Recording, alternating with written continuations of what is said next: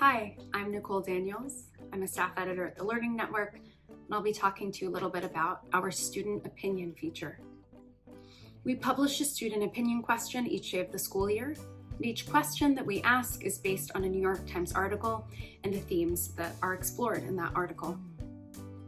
Some of the questions are used by teachers as a jumping off point for class debate, while others can open up reflective and personal conversations between students. And while the questions can be used for conversation, we also know that many teachers use these questions to authentically develop persuasive or argumentative writing skills or for personal narrative writing. Each student opinion question starts with several broad introductory questions that give students an opportunity to immediately react to some of the questions and core themes that will be explored. Then we excerpt part of the featured article before asking the students to read the article in its entirety. Finally, we have anywhere from 3 to 7 post-reading questions that invite students to more deeply reflect and respond.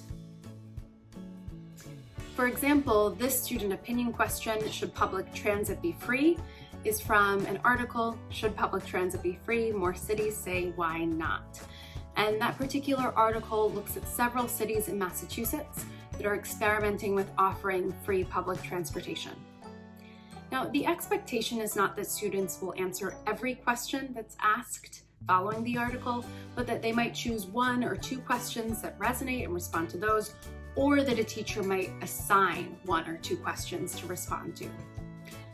For example, they can respond to different perspectives and opinions from the article and think about where they might land on that particular issue using examples from the article and also examples from their own life and their own experiences.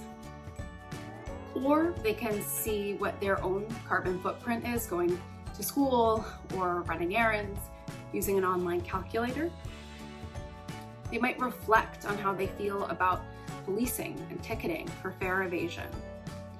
Students can also respond to a statement that someone in the article made saying that public transportation was not, quote, a luxury, but a basic need. And they can decide if they agree or disagree with that statement. One of the best things about our student opinion questions is that they offer an authentic audience for student voices, as well as a way to encourage students to engage with current events and peers from around the world, because students ages 13 and older are invited to post their responses in the comment section.